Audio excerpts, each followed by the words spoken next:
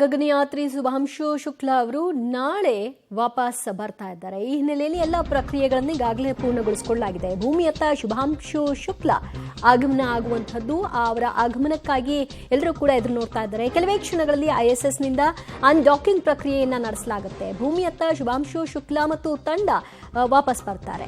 So docking ಆಗಿತ್ತು. ಡಾಕಿಂಗ್ನ ನಂತರದಲ್ಲಿ ಅದಾದ 13-14 ದಿನಗಳ ಒಳಗಾಗಿ ಅವರು ಹೊರಗೆ ಬರ್ತಾರೆ, ಮತ್ತೆ ವಾಪಸ್ ಬರ್ತಾರೆ ಅಂತಿತ್ತು. ಅದರ ಪ್ರಕ್ರಿಯೆಗಳನ್ನ ಈಗ ಮಾಡಲಾಗ್ತಾ ಇದೆ. ಅದರ ಅನ್ಡಾಕಿಂಗ್ ಪ್ರಕ್ರಿಯೆಗಳನ್ನ ಮಾಡ್ತಾ ಇರೋ ವಿಚಾರವಾಗಿ ಈಗ ಮಾಹಿತಿ ಲಭ್ಯವಾಗ್ತಾ ಇದ್ದು, ಅನ್ಡಾಕಿಂಗ್ ಪ್ರಕ್ರಿಯೆಯನ್ನ ನಡೆಸ್ತಾ ಇದ್ದಾರೆ. ಅಂದರೆ ಅಲ್ಲಿಂದ ವಾಪಸ್ ಅದನ್ನು ಬೇರ್ಪಡಿಸುವಂಥದ್ದು. ಬೇರ್ಪಡಿಸಿದ ನಂತರದಲ್ಲಿ ಅವರು ವಾಪಸ್ ಭೂಮಿಗೆ ಬರ್ತಾರೆ.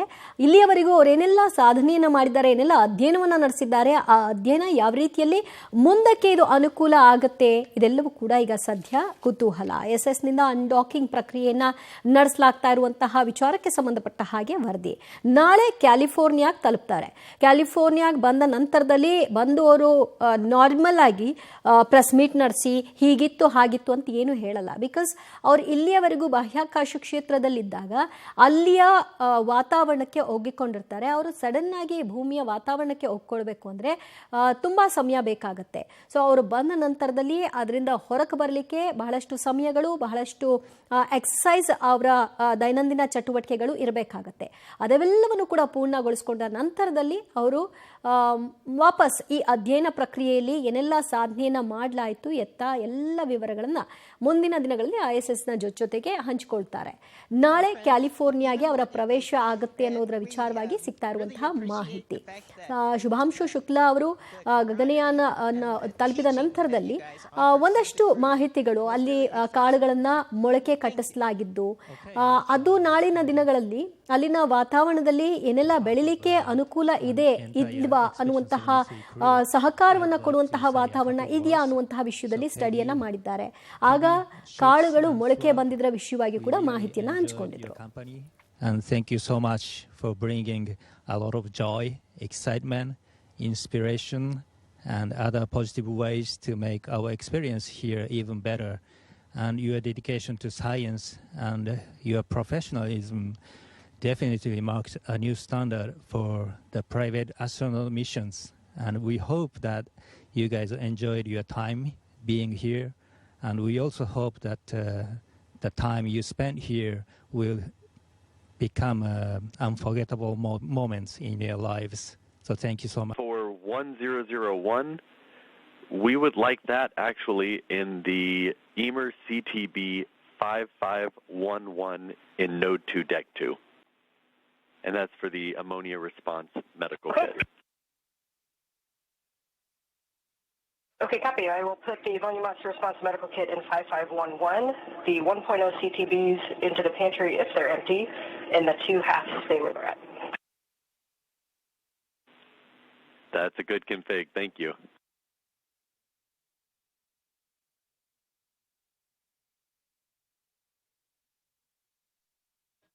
And there you just heard some communication between the Capcom or capsule communicator here in Mission Control Houston and NASA astronaut Anne McClain aboard the space station.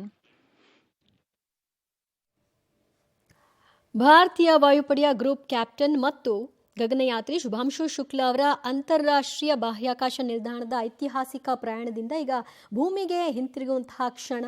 ಅದಕ್ಕೆ ಅನ್ಡಾಕಿಂಗ್ ಪ್ರಕ್ರಿಯೆಯನ್ನು ಅಂತಾರಾಷ್ಟ್ರೀಯ ಬಾಹ್ಯಾಕಾಶ ಕೇಂದ್ರ ಅಲ್ಲಿಂದ ಲೈವ್ ಲಭ್ಯವಾಗಿರೋದು, ಯಾವ ರೀತಿಯಾಗಿ ಅನ್ಡಾಕಿಂಗ್ ಪ್ರಕ್ರಿಯೆಯನ್ನು ಈಗ ನೆರವೇರಿಸಲಾಗ್ತಾ ಇದೆ ಅಂತ. ಶುಭಾಂಶು ಶುಕ್ಲಾ ತಮ್ಮ ಸಹ ಗಗನಯಾತ್ರಿ ಕಮಾಂಡಿಂಗ್ ಪೆಗ್ಗಿ ವಿಟ್ಸನ್ ಮತ್ತು ಪೋಲೆಂಡ್ನ ಸ್ಲಾವೋರ್ ಉಜ್ನಾಸ್ಕಿ ಮತ್ತು ಹಂಗೇರಿಯ ಟಬೋರ್ ಕಾಪೋರ ಜೊತೆಗೆ ವಾಪಸ್ ಬರ್ತಿದ್ದಾರೆ. ಮತ್ತಷ್ಟು ಮಾಹಿತಿ ಕೊಡ್ತಾರೆ ನಮ್ಮ ಪ್ರತಿನಿಧಿ ಶಬೀರ್. ಅಂತಾರಾಷ್ಟ್ರೀಯ ಬಾಹ್ಯಾಕಾಶ ಕೇಂದ್ರದಿಂದ ಸಿಗ್ತಾ ಇರುವಂತಹ ಲೈವ್ ಅಪ್ಡೇಟ್ಸ್. ಈಗ ಅವರ ಅನ್ಡಾಕಿಂಗ್ ಪ್ರಕ್ರಿಯೆಯನ್ನು ಈಗ ನಡೆಸಲಾಗ್ತಾ ಇದ್ದು, ಎಷ್ಟೊತ್ತಿಗೆ ಯಾವಾಗ ಅವರು ಭೂಮಿಗೆ ಮರಳಬಹುದು ಅನ್ನುವಂತಹ ವಿವರ ಲಭ್ಯವಾಗ್ತಿದೆ? ದಿವ್ಯಾ, ಶುಭಾಂಶು ಶುಕ್ಲಾ ಸೇರಿ 4 ಜನ ಗಗನಯಾತ್ರಿಗಳು ಬಾಹ್ಯಾಕಾಶ ಪ್ರಯಾಣವನ್ನ ಆರಂಭಿಸಿದ್ರು. RCM 3-4 ಅನ್ನುವಂತಹ ಒಂದು ಯೋಜನೆ ಅಡಿ ಅವರು ಬಾಹ್ಯಾಕಾಶ ಕೇಂದ್ರಕ್ಕೆ ಭೇಟಿಯನ್ನ ಕೊಟ್ಟಿದ್ರು. ಈಗ ಸುದೀರ್ಘವಾದಂತಹ ಒಂದು ಪ್ರಯೋಗಗಳ ಬಳಿಕ ಅವರು ವಾಪಸ್ ಬರುವಂತ ಸಮಯವೂ ಕೂಡ ಬಂದಿರುವಂತದ್ದು. ಈಗ ಅವರ ಅನ್ಡಾಕಿಂಗ್ ಪ್ರಕ್ರಿಯೆ ಕೂಡ ಶುರುವಾಗಿರುವಂತದ್ದು. ಅವರಿರುವಂತ ನೌಕೆ ಏನಿರುತ್ತೆ ಅದು ಅನ್ಡಾಕಿಂಗ್ ಆಗ್ತಾ ಇರುವಂತದ್ದು. 4:35ಕ್ಕೆ ಈ ಪ್ರಕ್ರಿಯೆಗಳು ಶುರುವಾಗಿ ಬಹುಶಃ ಒಂದು 5 ರಿಂದ 10 ನಿಮಿಷದಲ್ಲಿ ಅನ್ಡಾಕಿಂಗ್ ಪ್ರಕ್ರಿಯೆಗಳು ಕೂಡ ಅಂತ್ಯ ಆಗುತ್ತೆ. ಅದಾದ ಬಳಿಕ ಭೂಮಿಯತ್ತ ಆ ಒಂದು ನೌಕೆ ಏನಿದೆ ಅದು ವಾಪಸ್ ಬರ್ಲಿಕ್ಕೆ ಶುರುವಾಗುತ್ತೆ. ನಾಳೆ ಮಧ್ಯಾಹ್ನ 2:25ಕ್ಕೆ ಈ ಡ್ರ್ಯಾಗನ್ ಏನಿದೆ ಅದು ಭೂಮಿಯ ಪ್ರವೇಶ ಅಂದ್ರೆ ಭೂಮಿ ಇರುವಂತ ಪ್ರದೇಶವನ್ನ ತಲುಪುತ್ತೆ. 3 ಗಂಟೆ ಅಷ್ಟೊತ್ತಿಗೆ ಕ್ಯಾಲಿಫೋರ್ನಿಯಾದಲ್ಲಿರುವಂತ ಕಡಲ ತೀರಕ್ಕೆ ಬಂದಿಳಿಯುತ್ತೆ ಅನ್ನುವಂತ ಮಾಹಿತಿಗಳು ಕೂಡ ಇದಾವೆ. 25ನೇ ತಾರೀಕು ಈ ಒಂದು ಪ್ರಯಾಣ ಆರಂಭ ಆಗಿತ್ತು. ನಾಳೆ 3 ಗಂಟೆಗೆ ಈ 4 ಗಗನಯಾತ್ರಿಗಳು ಕ್ಯಾಲಿಫೋರ್ನಿಯಾದ ಕಡಲ ತೀರಕ್ಕೆ ಬಂದ್ರೆ ಅಲ್ಲಿಗೆ ಯಶಸ್ವಿಯಾಗಿ ಈ ಒಂದು ಯೋಜನೆ ಏನಿದೆ ಅದು ಮುಕ್ತಾಯ ಆದಂತಾಗುತ್ತೆ. ಮತ್ತೆ ಸಾಕಷ್ಟು ಅಧ್ಯಯನಗಳು ಕೂಡ ಅದರ ವರದಿಗಳು ಕೂಡ ಕೈಗೆ ಸಿಗ್ಲಿದಾವೆ. ದಿವ್ಯಾ, ಸೊ ಈಗ ಅವರ ಅಧ್ಯಯನದ ಈ ಅವಧಿಯಲ್ಲಿ ಕಾಳುಗಳ ಮೊಳಕೆ ಆಯ್ತಾ ಇಲ್ವಾ ಅನ್ನುವಂತಹ ಒಂದಷ್ಟು ಲೈವ್ ಅಪ್ಡೇಟ್ಸ್ಗಳನ್ನು ಕೂಡ ನಮಗೆ ಆಗಿಂದಾಗೆ ಲಭ್ಯವಾಗಿತ್ತು. ಸೊ ಈಗ ಇದು ಮುಂದಿನ ದಿನಗಳಲ್ಲಿ ಯಾವ ರೀತಿಯಾಗಿ ಸಹಕಾರಿಯಾಗುತ್ತೆ ಕಾದು ನೋಡೋಣ. ಥ್ಯಾಂಕ್ ಯು ಶಬೀರ್ ನಿಮ್ಮೆಲ್ಲ ಮಾಹಿತಿಗೆ. ಆಕ್ಸಿಯಮ್ 4 ಮಿಷನ್ ಜೂನ್ 25ನೇ ತಾರೀಕು ಫ್ಲೋರಿಡಾದ ಕೆನಡಿ ಬಾಹ್ಯಾಕಾಶ ಕೇಂದ್ರದಿಂದ ಉಡಾವಣೆಯಾಗಿತ್ತು. ಈಗ ಅನ್ಡಾಕಿಂಗ್ ಪ್ರಕ್ರಿಯೆ ನಡೀತಾ ಇದೆ. ಇವಾಗ ಅಲ್ಲಿ ಅವರು 0G ಕಂಡೀಷನ್ ಇದ್ದಾರೆ, ತೇಲ್ತಾ ಇದ್ದಾರೆ ಅವರಿಗೆ ಇವಾಗ 14 ದಿನ ಪ್ಲಸ್ 4 18 ದಿನ ಅವರು ತೇಲ್ಕೊಂಡಿದ್ದಾರೆ. ಅವರಿಗೆ 0 ಗ್ರಾವಿಟಿಯಲ್ಲಿ ಇರಬೇಕಾದ್ರೆ ಮತ್ತು ಗ್ರಾವಿಟಿಗೆ ಬರ್ತಿದ್ದಾಗೆ ಅವ್ರಿಗೆ ನಿಲ್ಲಬೇಕು. ಆ ನಿಲ್ಲೋದನ್ನು ನಾವು ಕಲಿಸ್ಬೇಕಾಗತ್ತೆ. ಅದಕ್ಕಿಂತ ಮೊದಲು ಅಲ್ಲಿ ಅನ್ಡಾಕಿಂಗ್ ಆದಮೇಲೆ ಒಂದು 14-15 ಗಂಟೆಗಳು ಅವರು ಇದರಲ್ಲಿ ಸ್ಪೇಸಲ್ಲಿ ಇರ್ತಾರೆ, ಒಂದು ಆರ್ಬಿಟಲ್ಲಿ ಇರ್ತಾರೆ. ಆ ಆರ್ಬಿಟಿಂದ ಅವರು ಲಾಸ್ಟ್ 55 ಮಿನಿಟ್ಸ್ ಅಂತ ನಾವು ಹೇಳ್ತೀವಿ. 55 ಮಿನಿಟ್ಸಲ್ಲಿ ಆ ಡ್ರ್ಯಾಗನ್ ಕ್ಯಾಪ್ಸೂಲು ಅರ್ಥನ ಎಂಟ್ರಿ ಆಗುತ್ತೆ, ಅಂದರೆ ಅರ್ಥ ಅಟ್ಮಾಸ್ಫಿಯರ್ನ ಎಂಟ್ರಿ ಆಗುತ್ತೆ. ಅರ್ಥ ಅಟ್ಮಾಸ್ಫಿಯರ್ನ ಎಂಟ್ರಿ ಆಗಬೇಕಾದ್ರೆ ಭಾಳಷ್ಟು ಹೀಟ್ ಜನ್ರೇಟ್ ಆಗುತ್ತೆ, ಅಂದರೆ ಫ್ರಿಕ್ಷನ್ ಆಗುತ್ತೆ.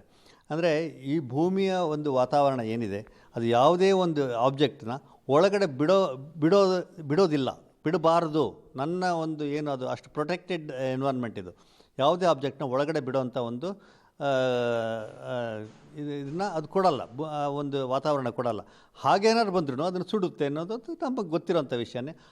ಹಾಗಾಗಿ ಇದು ರೀಎಂಟ್ರಿ ಆಗಬೇಕಾದ್ರೆ ಭಾಳಷ್ಟು ಅದು ಥರ್ಮಲ್ ಶಾಕ್ಸು ಮತ್ತು ಥರ್ಮಲ್ ಎನರ್ಜಿ ರಿಲೀಸ್ ಆಗುತ್ತೆ, ಮತ್ತು ಒಂದು ಫ್ರಿಕ್ಷನಲ್ ಶಾಕ್ಸ್ ಬರುತ್ತೆ. ಅದೆಲ್ಲ ಕೂಡ ಒಂದು ಒಳಗಡೆ ಇರುವಂಥ ಆಸ್ಟ್ರೋನಾಟ್ಸಿಗೆ ಟ್ರಾನ್ಸ್ಫರ್ ಆಗುತ್ತೆ. ಅವರು ಇರೋವಂಥದ್ದು ಪ್ರೆಷರೈಸ್ ಕ್ಯಾಬಿನ್ ಕರೆಕ್ಟು, ಎಲ್ಲ ಥರದ ಸೇಫ್ಟಿ ಇದಿದೆ. ಅವರು ಆಸ್ಟ್ರೋನಾಟ್ ಸೂಟ್ಸಲ್ಲಿ ಇರ್ತಾರೆ, ಅವ್ರಿಗೆ ಎಲ್ಲ ಥರದ ಪ್ರೊಟೆಕ್ಷನ್ ಇದೆ ಅನ್ನೋದು ನಿಜ. ಆದರೂ ಕೂಡ ಆ ಒಂದು ಡಿಫರೆನ್ಸ್ ಅನ್ನೋದು ಎಕ್ಸ್ಪೀರಿಯೆನ್ಸ್ ಆಗೇ ಆಗುತ್ತೆ. ಆ ಒಂದು ಶಾಕಿಂದ ಅವರು ಬಂದು ಇಳಿಯುವಂಥ ಒಂದು ಸಂದರ್ಭ ನಾವು ನೋಡಬೇಕಾಗತ್ತೆ. ಸುನೀತಾ ವಿಲಿಯಮ್ಸ್ ಕೇಸಲ್ಲೂ ನಾವು ನೋಡಿದ್ವಿ. ಸ್ಪ್ಲಾಶ್ ಡೌನ್ ಆದಮೇಲೆ ಒಂದು ನಿಯರ್ಲಿ 2 ಅವರ್ಸ್ ಆ ಕ್ಯಾಪ್ಸೂಲ್ನ ಆದಮೇಲೆ ನೀರೆಲ್ಲ ಸ್ಪ್ರೇ ಮಾಡ್ತಾರೆ, ಮತ್ತು ಅದರಲ್ಲಿ ಕೆಮಿಕಲ್ ಕಂಟಾಮಿನೇಷನ್ ಇರುತ್ತೆ, ಅದನ್ನೆಲ್ಲ ರಿಮೂವ್ ಮಾಡೋವಂಥದ್ದು ಕೆಲಸ ನಡೆಯುತ್ತೆ. ಆಮೇಲೆ ಅದನ್ನು ರನ್ ಡೌನ್ ಅಂತ ಹೇಳ್ತೀವಿ. ಆ ರನ್ ಡೌನ್ ಮಾಡಿ ಅದನ್ನು ಆ್ಯಂಬಿಯೆಂಟ್ ಕಂಡೀಷನ್ ತರ್ತಾರೆ. ಮತ್ತು ಆಸ್ಟ್ರೋನಾಟ್ಸ್ನ ಹೊರಗಡೆ ಕರ್ಕೊಂಡು ಬರಬೇಕಾದ್ರೆ ಯಾವುದೇ ರೀತಿಯಾಗಿ ಅವ್ರಿಗೆ ತೊಂದರೆ ಆಗಬಾರ್ದು, ಯಾವುದೇ ಉಸಿರಾಡೋದಕ್ಕಾಗಲಿ ಅವರಿಗೆ ಒಂದು ಎನ್ವೈರ್ಮೆಂಟಲ್ಲಿ ಪೊಲ್ಯೂಷನ್ ಆಗಬಾರ್ದು. ಅದನ್ನೆಲ್ಲನೂ ಎನ್ಶೂರ್ ಮಾಡಿದ್ಮೇಲೆ 2 ಗಂಟೆ ಮೇಲೆ ಅವ್ರನ್ನ ಹೊರಗಡೆ ತರುವಂಥ ಒಂದು ಕಾರ್ಯಕ್ರಮ ನಡೆಯುತ್ತೆ. ಅವ್ರನ್ನ ಒಳಗಡೆಯಿಂದ ವೀಲ್ ಔಟ್ ಅಂತ ಹೇಳ್ತೀವಿ ನಾವು. ಅವ್ರನ್ನ ನಡ್ಸ್ಕೊಂಡು ಬರೋಕ್ಕಾಗಲ್ಲ, ವೀಲ್ ಔಟ್ ಮಾಡಬೇಕಾಗತ್ತೆ. ವೀಲ್ ಔಟ್ ಮಾಡ್ತಾರೆ. ನಾವು ಸುನೀತಾ ವಿಲಿಯಮ್ಸ್ ಕೇಸಲ್ಲೂ ನಾವು ನೋಡಿದ್ವಿ. ಅವ್ರನ್ನ ವೀಲ್ ಔಟ್ ಮಾಡ್ತಾರೆ. ವೀಲ್ ಔಟ್ ಮಾಡಿದ್ಮೇಲೆ ಅವರಿಗೆ ಅವರು ಮೋಸ್ಟ್ಲಿ ಅವರು ಕಾನ್ಷಿಯಸ್ ಅಥವಾ ಸೆಮಿ ಕಾನ್ಷಿಯಸ್ ಸ್ಟೇಟಲ್ಲಿ ಇರ್ತಾರೆ. ಅವ್ರನ್ನ ಟಚ್ ಡೌನ್ ಟೈಮಲ್ಲಿ ಅವರು 100% ಕಾನ್ಷಿಯಸ್ ಇರ್ತಾರೆ, ಅವ್ರು ಫುಲ್ಲಿ ಫಿಟ್ ಇರ್ತಾರೆ ಅಂತ ನಾವು ಎಕ್ಸ್ಪೆಕ್ಟ್ ಮಾಡಲ್ಲ. ಆದರೆ ಅವರ ಎಲ್ಲ health parameter, physically, mentally, psychological health parameter continuous ಆಗಿ ರೆಕಾರ್ಡ್ ಮಾಡ್ತಾ ಇದ್ವಿ ನಾವು. ನಮ್ಮ ಡಾಕ್ಟ್ರುಗಳು ಅಬ್ಸರ್ವ್ ಮಾಡ್ತಾ ಇದ್ದಾರೆ. ಅವ್ರು ಲ್ಯಾಂಡ್ ಆದ ಮೇಲೆ ಕೂಡ ಅದೇನು ಎಲೆಕ್ಟ್ರಾನಿಕ್ ಸಿಸ್ಟಮ್ಸ್ ಇದೆ ಅದರಿಂದ ಬರ್ತಾರೆ, ಡಾಟಾ ಎಲ್ಲ ಬರುತ್ತೆ. ಅದಾದಮೇಲೆ ಅವರು ಇಲ್ಲಿ ಅವರು ಒಂದು ಸರಿ ಅವ್ರನ್ನ ವೀಲ್ ಔಟ್ ಮಾಡಿದ್ಮೇಲೆ ಅವ್ರನ್ನ ಅಲ್ಲಿ ಒಂದು ಏರ್ ಲಾಕ್ ರೂಮ್ ಅಂತ ಹೇಳ್ತೀವಿ. ಅದು ಏರ್ ಲಾಕ್ ಅಂದರೆ ಕ್ಲೀನ್ ರೂಮ್. ಅದು ಆ ಕ್ಲೀನ್ ರೂಮ್ಗೆ ಹೋದ್ಮೇಲೆ ಅಲ್ಲಿ ಅವ್ರದ್ದು ಆಸ್ಟ್ರೋನಾಟ್ ಸೂಟ್ಸ್ನ ತೆಗೆಯಲಾಗುತ್ತೆ. ತೆಗೆದ ಮೇಲೆ ಅವ್ರಿಗೆ ಬೇಕಾದಂಥ ಒಂದು ಏನು ಇನಿಷಿಯಲ್ ಎನರ್ಜಿ ಅಂತ ಹೇಳಿ. ಶುಭಾಂಶು ಶುಕ್ಲಾ ಭೂಮಿಗೆ ಮರಳೋದಕ್ಕೆ ಕ್ಷಣಗಣನೆ ಎದುರಾಗಿದೆ. ISSಗೆ ತೆರಳಿದ 2ನೇ ಭಾರತೀಯ ಗಗನಯಾತ್ರಿ ಎಂಬ ಹೆಸರು ಕೂಡ ಗಳಿಸಿದ್ದಾರೆ ಶುಭಾಂಶು ಶುಕ್ಲಾ. 2ನೇ ಭಾರತೀಯ ಗಗನಯಾತ್ರಿ. ದೇಶದ ಯುವ ಜನತೆಗೆ ಒಂದು ಅರ್ಥದಲ್ಲಿ ಅವರು ಸ್ಫೂರ್ತಿಯಾಗಿದ್ದಾರೆ. ಈಗ ಈ ಮಿಷನ್ ಭಾರತದ ವೈಜ್ಞಾನಿಕ ಸಾಮರ್ಥ್ಯವನ್ನು ವಿಶ್ವದ ಮುಂದೆ ಎತ್ತಿ ತೋರಿಸುವಂತಹ ಕೆಲಸವನ್ನ ಮಾಡ್ತಾ ಇದೆ. ಸಹಜವಾಗಿ ನಿರೀಕ್ಷಿತ ಅವಧಿಯಲ್ಲೇ ರಿಟರ್ನ್ ಆಗಬಹುದಾ, ಆಗದೇ ಇರಬಹುದಾ ಅನ್ನುವಂತಹ ಪ್ರಶ್ನೆ ಕೂಡ ಇತ್ತು. ಈಗ ಅವರು ನಿರೀಕ್ಷಿತ ಅವಧಿಯಲ್ಲೇ ರಿಟರ್ನ್ ಆಗ್ತಿದ್ದಾರೆ.